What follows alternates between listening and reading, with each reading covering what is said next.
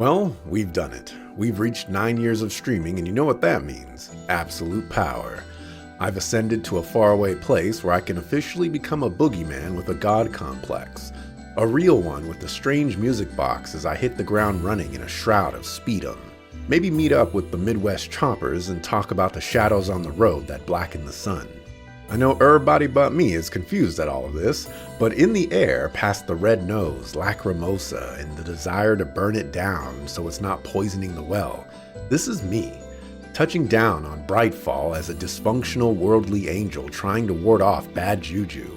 But as a Lord of Weird, I don't remember anyone saying this was delusional. So tell everyone that the Stream and Review 2025 is the year Tech N9ne. Starting off with Twitch, I've once again invested nothing into the stream. If I can keep this up, I'll actually break even one day. Although once you take out the taxes, that eventuality is so far into the distant future, I may as well start spending money. Upgrades will definitely be inevitable at some point, so it's just a matter of time. But with that out of the way, here's what the Twitch stream looked like in graphs. I maintained a high point in January thanks to Hogwarts Legacy bringing in more than 50% of the channel views, while April was Baldur's Gate 2 Enhanced Edition bringing in more than 1,000 channel views, and May was roughly 50% Xenosaga 1. There's also the dip in hours streamed for November and December, where my internet decided it didn't want to cooperate. I was dropping tons of frames and I basically spent 2 months not being able to stream at normal capacity, to the point where I took a hiatus because of it. The future certainly looks bleak here, but I'm hoping I'll be back to normal routine by the time this video releases. For game stats, we open up with genres and can see the diversity for the stream has gotten pretty low. RPGs continue to be my most favored one, but I've also played 3 visual novels, which is certainly outside the norm. For platforms, PC continues to dominate, and while I have been acquiring more physical copies of games, it just turns out I haven't gotten around to playing those games yet. And with the prospects of upgrading my computer in the future becoming less of a near-future option, console games become more appealing. Here's the weekday stats and another yearly reminder that they don't mean much of anything, but they can be fun to look at sometimes. Stream length will also briefly show up to assert that long streams continue to be my main type and also seem to be the way to go in the long run. Then again, short streams aren't really that far behind, and the view and watch percent seem to indicate that the difference might not actually be significant for the year of 2025. For game releases, old games really put in a lot of work with only 4 games played, while retro games also make a resurgence. The dynamics with new games continue to be elusive, as you can never know if the new game will top the charts or just sit in the middle. Moving over to the top 5 days of the stream, I'd recommend pausing. Baldur's Gate 2 Enhanced Edition makes an appearance in all of the stream metrics, and you can even see me testing my internet for stream duration. And to wind down the Twitch stats, here are the top 5 games streamed for the year, and I'd also recommend pausing for it. Pico Park 2 was a true powerhouse with the co-op chaos, while the 3 Xenosaga games make appearances all over the place, and I almost doubled the estimate for which spring are. And that's Twitch 2025. In total, I acquired 22 followers, 8,450 channel views off of 874 hours streamed and 26 games played. My average play time was 31 hours 19 minutes, and my average time to complete a game was 8.5 days. And a huge shout out to my subscribers who continue to support me. I made $226.59 from that year of streaming. Thanks a ton for your generosity. For the Let's Play channel on YouTube, here's the graphs for the year. The channel is still feeling the effects of the decline, but it does appear to be leveling off to some degree with video views. May and October took the biggest hits despite the games being fairly varied, while December took a big subscriber hit. Most, if not all of those occurred while releasing Borderlands 3, so I guess people aren't much of a fan of that one. And here are the top 5 game stats for the Let's Play channel, starting with platform. PC games hold a heavy dominance due to the number of games played, showing up in 3 of the 4 charts, while PlayStation 2 games show high numbers despite the significant reduction in games. For run types, games played blind assert complete dominance, and even with its 3rd place slot in view duration, it's just narrowly missing top 2. Perhaps the most interesting part being that blind maintains a 20% in percent viewed, while semi-blind actually shows a pretty significant drop-off, all things considered. For genres, it's the battle of the highs and lows. RPG dominates the number of games played and thus wins out on total metrics.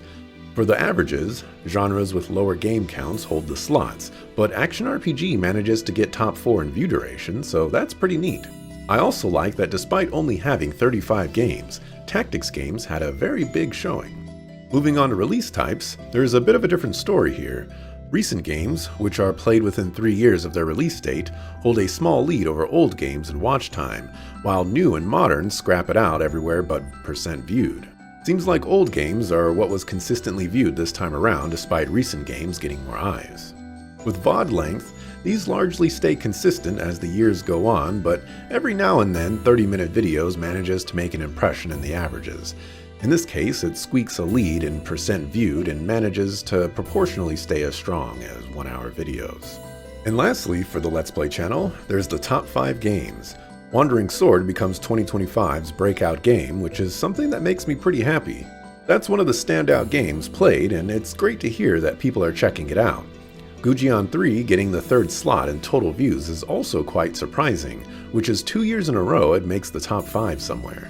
Perhaps the most unorthodox games here are Suikoden 3 for the totals, and the Mass Effect games for the averages. Whoever was watching Mass Effect basically watched the entire thing, and what makes it even more crazy is that for 2023 and 2024, Mass Effect 1 has 0 hours watched, and Mass Effect 2 had 0.1 hours watched. Then there's also Stanley Parable, which can only be described as someone watching the entire thing, and then going back to watch some more. I'd definitely say overall, this is the highest percent viewed I've ever seen, with 2022 being the next closest. Swapping over to the Hobby YouTube channel, here are the graphs. The channel is getting some steady growth and has finally entered the cadence of monthly videos. Pantheon was finally debuted, and I found myself quite happy with the series. Radio Axelrod also made its first appearance, where I get to show off some of the music I've been making inspired by various pieces of media, primarily video games. As things stand, I have a pretty good flow going of releasing an encounter report once every 2 to 3 months, 2 Pantheon videos per month, and a Radio Axelrod to confuse the algorithm each month. There will be an eventuality where these may slow down, but 2026 is quite safe. I've already scheduled all the Pantheon episodes for the year, Radio Axelrod videos are ready to be scheduled for the rest of the year, and I'll do what I can to fit in an encounter report when I have one ready. In total, the Let's Play channel earned 52 subscribers, 34,612 channel views, and 1,158 videos published. My average days to publish a completed Let's Play was 11.6 days, and the average number of videos per Let's Play was 37.1. I also achieved 1,000 subscribers in March 2025, meaning I was able to earn $54.21 off of ad revenue. For the Hobby channel, it earned 12 subscribers, 812 channel views, and 40 uploads. Another huge thanks to everyone who has watched and continues to do so for both channels and beyond. I appreciate it. And that's everything I got for 2025. Thanks to everyone who has been around for the long ride. With the internet issues that started late October and continue at the time of writing and recording, 2026 is being set up to be a very awkward year. I'll likely have to significantly slow down YouTube releases so that I can get back to being approximately 3 months ahead again, which will certainly create more challenges for the already dying channel. On the positive side, I can reallocate that extra time into more hobby videos, so perhaps I can make a ton of headway on that. But beyond all that, I'll eventually get back to my normal groove and everything will be back to normal in no time. Think happy thoughts and all that. So with year Tech N9ne at a close, all that's left for me to say is thanks for watching, appreciate it, see you on the next video. Peace. Moving on to the top 5 game stats, I have some good news. I figured out how to collect data I need without each added game cumulatively. Oh, okay. We're just gonna have to get rid of that. Cumulatively. Even BGG02's random encounter numbers can be construed to be significantly lower than what is shown, which will suck off. This iteration, without a doubt, has a stronger story along suckafus. Didge D, like, your name is busting me up, dog. The alliteration is killing me.